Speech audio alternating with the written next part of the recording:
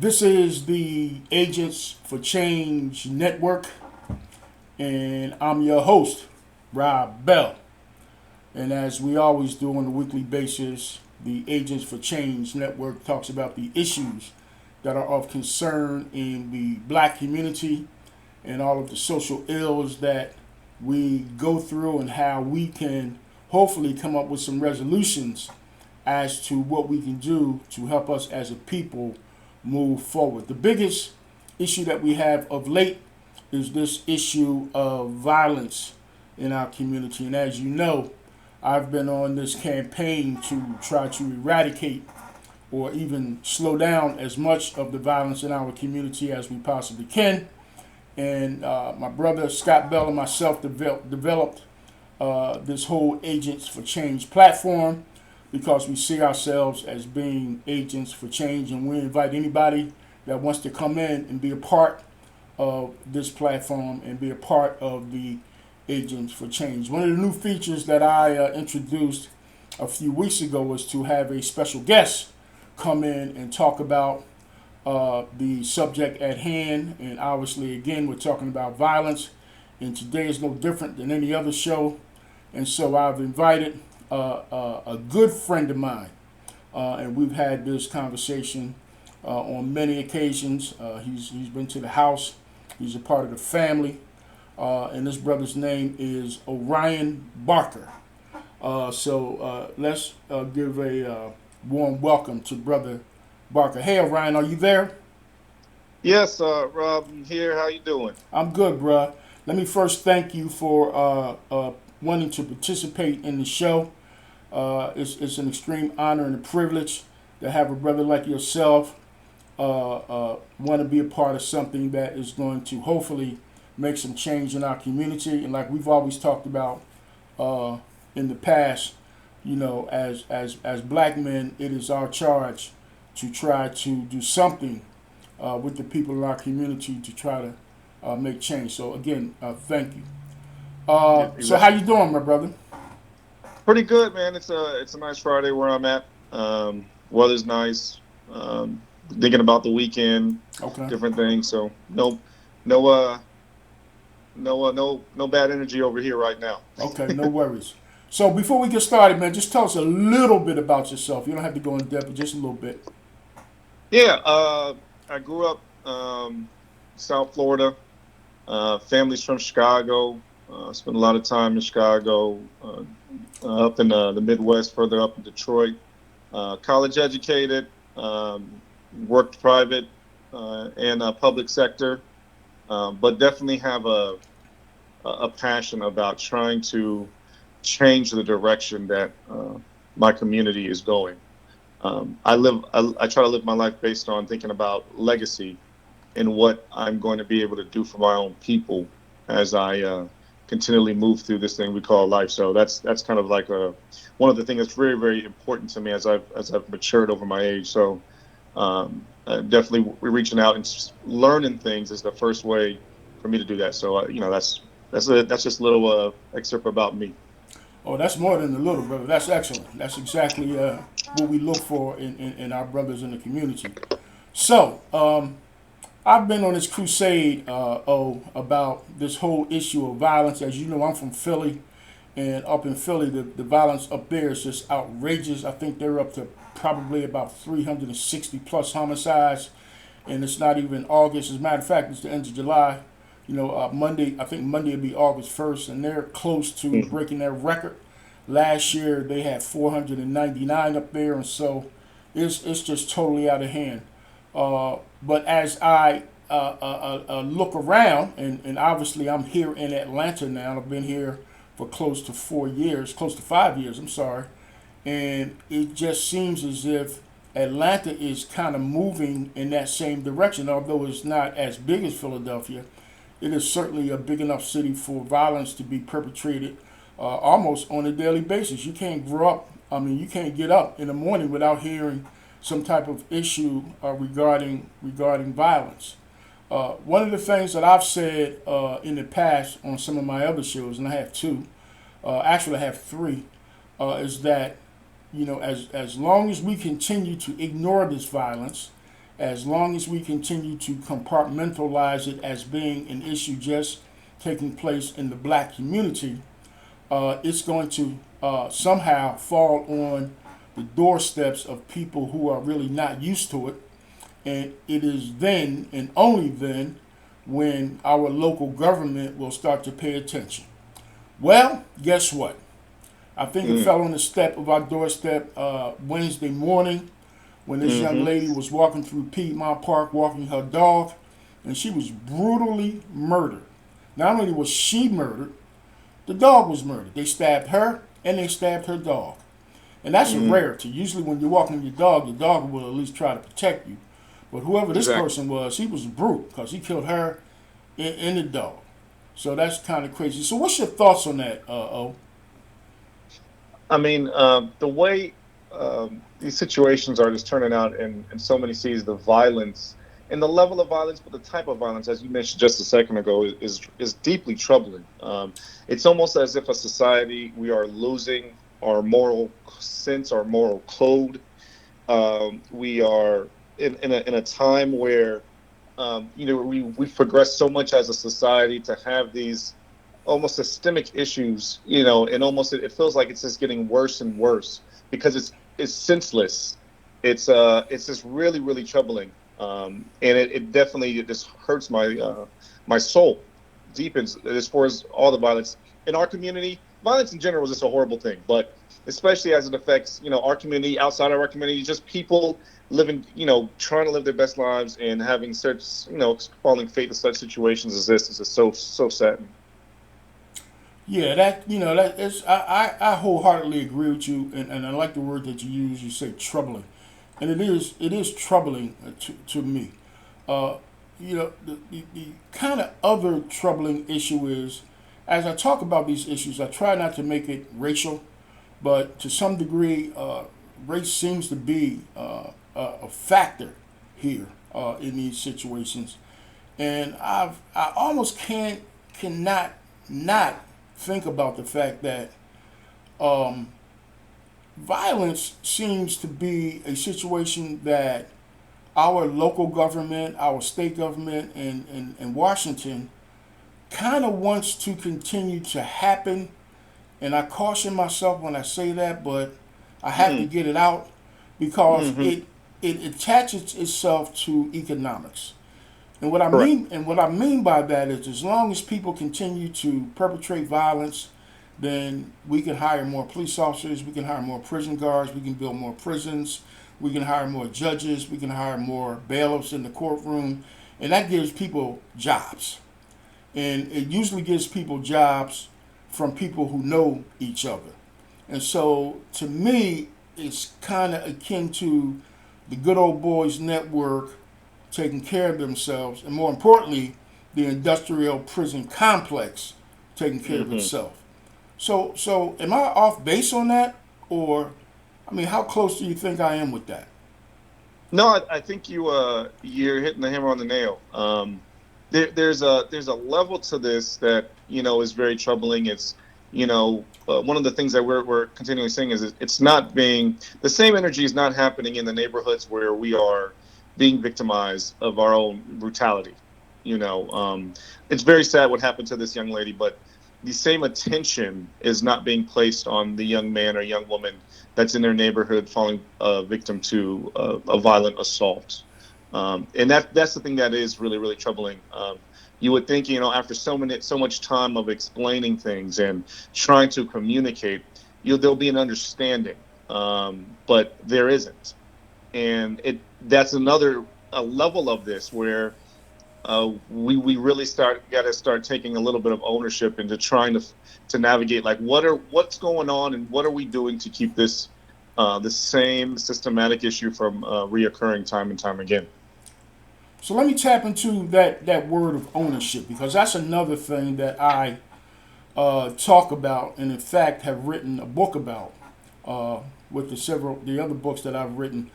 And one of my things has always been, as a community, we have to start taking some ownership for what we do and some responsibility for how we are transversing throughout our community, and particularly as parents, how we're raising our children.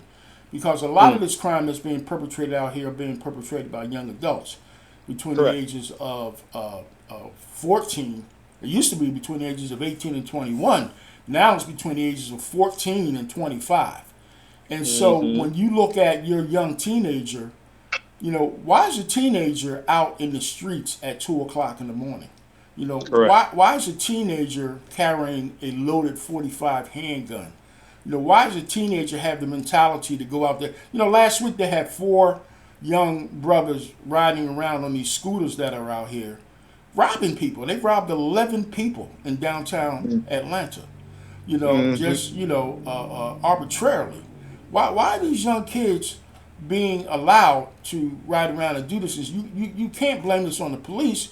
You have to follow these kids back home and look at the environments in which they're living and hold their parents accountable for this. So are we as parents not doing the things that our parents did when we were young? There's so many levels to this, and our 15 minutes or 20 minutes of shine here is probably not going to be enough to cover it. But you, in some of your previous podcasts, I don't know if your listeners have had a chance to listen to it, but you hit some really really good topics. A younger generation of parenting, a different socioeconomic status, culturally, social media. There's every sense of it, and we go back obviously to parenting because it starts in the household, right? A lot of us, growing up, there was wrongs and rights. There was, our community raised us. It was nothing for your neighbor down the street to pull you aside and say, "What are you doing?" That's not happening anymore. Most people don't even know their neighbors. These kids are out there at all times of night, and maybe it's coming from the fallout of from the crack epidemic, and there's so many things. A lot of men have been locked up, which you've talked about in some of your books, as well as different podcasts or just discussions that we've had at the house. There's so many levels to it, but again, we're talking about where can we start to make the impact and change and really understand what's going on. And I personally believe the first place that we can do it for our own selves, our own community, is within the household, and start to try to regain those things that we've lost about our moral code and our ethics, and teaching our kids as far as the importance of being a good person, an honorable person. I think we've lost sight of that. And that is what is the first step of everybody can do that. Everybody can sit here and have an impact on the community, starting in your own household, and then taking one step further outside of it. Talk to the friend down the street. Talk to the kid down the street who's making bad decisions early on, skipping school, doing light stuff because it's a building block. And there's usually with a kid, kids don't they're not born into this world wanting to do wrong. It's a learned behavior. It's an outreach sign of their acting up, and we don't know what's going on, and we let it get too far.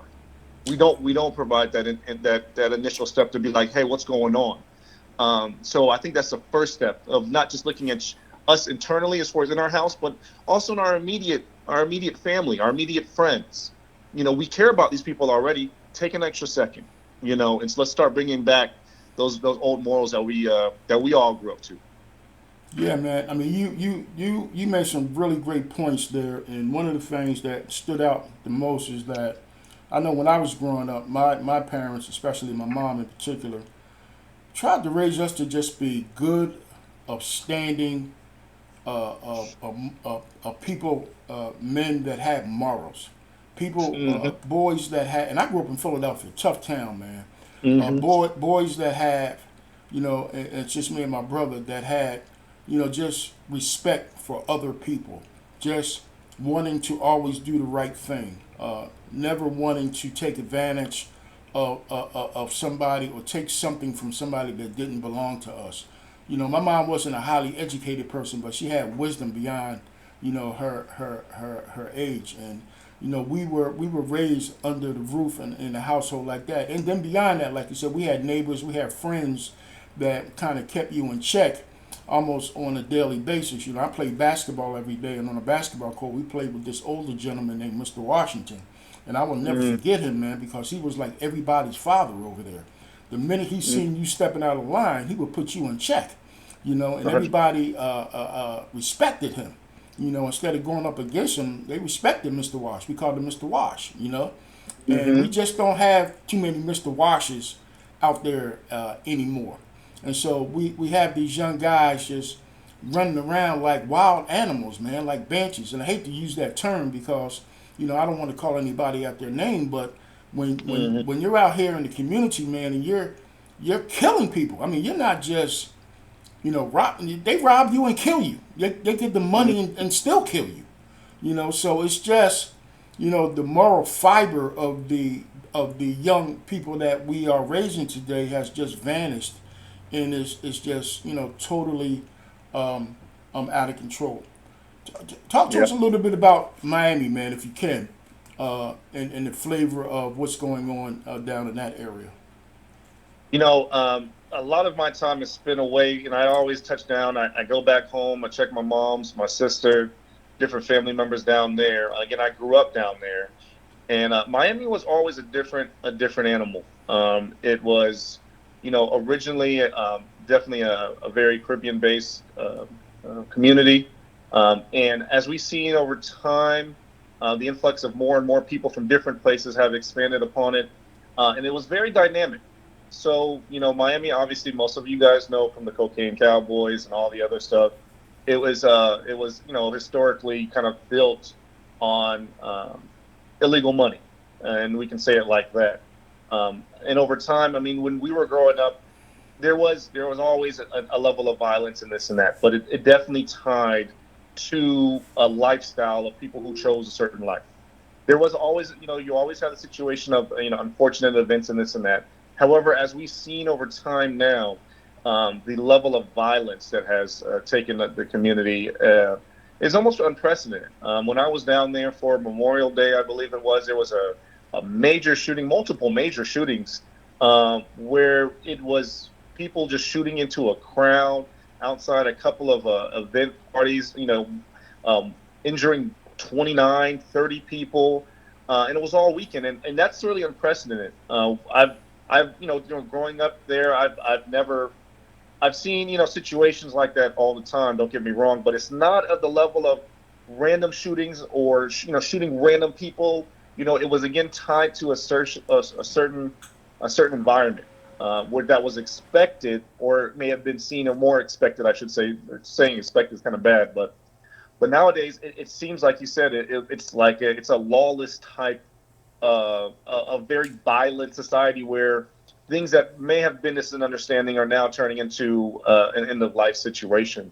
And then again, to tie that back into Atlanta, and then even in Chicago, I think like again a sense of a loss of morality, and yeah, and I can blame a lot of my community. I'm in within my mid to late 30s, and you're seeing a lot of things that the previous generation didn't see, and this young generation is taking it to a whole different level. So it's definitely troubling, to say the least. It's crazy.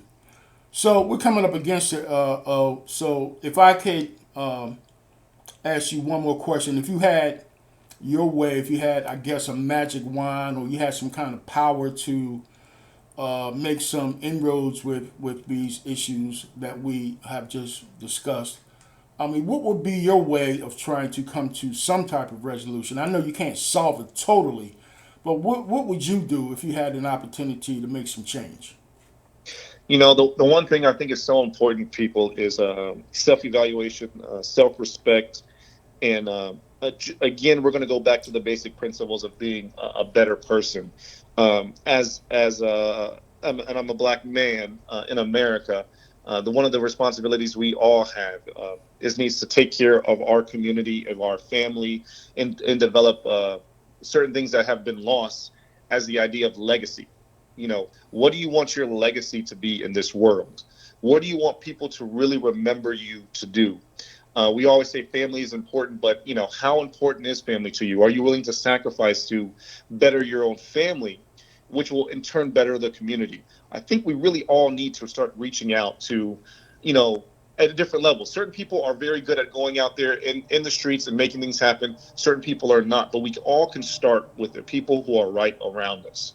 You'll be shocked if you can reach out to a couple of brothers, you know, left and right, and just give them advice, give them a little bit of knowledge, relationships, you know, dealing with business matters at work. It starts there. It starts of us educating or re-educating ourselves into how to be good people. And if we can start there, it's going to trickle down. And we just keep on adding it. As we learn something, we pass that down. You've taught me so many things. And, you know, with a lot of family, we are lucky to have a relationships within our family where everybody learns something. And we try to teach each other something. And I pass that down and I give it to, you know, my friends around me for them to pass down. And we try to pass it down to young people, people looking for jobs. You know, a lot of this thing is getting tied to economics, getting us into the situations where we can take care of our families and educate our families and do better on our own, which will help in turn our family move up. But again, it goes back to the basic moral, basic codes of thinking about what can I do to better myself, to better my community by my actions, legacy. Thank you so much. I mean, it's been an absolute pleasure, man, to hear your thoughts and your ideology about where we are today with this. But I had no doubt that this is what I would get from you. That's why I invited you to the show. One of the things that's great about what we do as a family is that we surround ourselves with each other. We pass that down to our children. It is our hope that what you said earlier, that we create this legacy. That's a great word. This legacy of upward mobility for our family, and it starts from within. It starts from the family circles that we create within our own families. And I have a friend that talks about throwing a pebble in a pond and have those ripples kind of feed out into not only just our community, but feed out into the world. And if those pebbles in that pond and those ripples can feed out into the world, then we could come up and help with some resolution with some of these issues that we are experiencing today. Unfortunately, man, with the young people that we have today, we may have lost a good number of them. But if we start with the younger generation, the 10, 11-year-olds, the 12-year-olds, and we start to feed them with this whole idea of love and building self-esteem and giving them an opportunity to think that they have a life. Because a lot of these cats do what they do because they don't think they'll live till 30 years old. You know? Yep. And Exactly. you say you're a young brother in your 30s, and hey man, you moving on. I'm in my 60s, and I've never had the idea that I wouldn't get to be where I am today, because that's not what I was taught. And I'm certain that's certainly not what you were taught. And so you've had an opportunity to be very successful in what you do. So have I, and we take that time to spread that amongst not only our family but the people who we are surrounded with. So you made some very key points, man. And again, it was a pleasure having you on the show, and I look to bring you on in the future. Any parting words, bro? Rob, I appreciate the opportunity. I love it when we have our conversations. It's a highlight of so much of my days, of my weeks, and until the next time. But anytime, again, I enjoy your podcast. I know you send it to me often, and I listen to it. So I appreciate all you're doing for our community. Continue on those great writings and the books that you're coming out with. I share those as well. So I just appreciate that opportunity and time that we had to fellowship. So that's all I have for me, man. Thanks, man. Give my girls a kiss and a hug, man. And I look Well, forward to seeing you guys at our next venture. definitely. Sounds good, Rob. Talk to you Oh, later. okay, L. See you later. All right. Call ended. That was my good friend Orion Barker. Obviously, a friend of my personal family, and as you can tell, very astute and good brother with a lot of wisdom and some good things to say. We need brothers like O to come to the forefront in the table to share that wisdom for the rest of the community and give brothers and sisters an opportunity to hear from some positive African American, positive black people in our community. Because despite what the news tells us, we do have some very good people in our community that have values and morals and want to make systemic change in our community. And so it is the job of the Agents for Change Network to try to expose those people in a positive light and bring them on and share that information with you. Thanks for joining us. I'm Rob Bell. I am the #1 agent for change. If you like this video, please subscribe to our YouTube channel. Make sure you press the like button, and make sure you press the like button on our Facebook page and share this with your friends. Once again, this is the Agents for Change Network, and I'm Rob Bell, and we'll see you next time.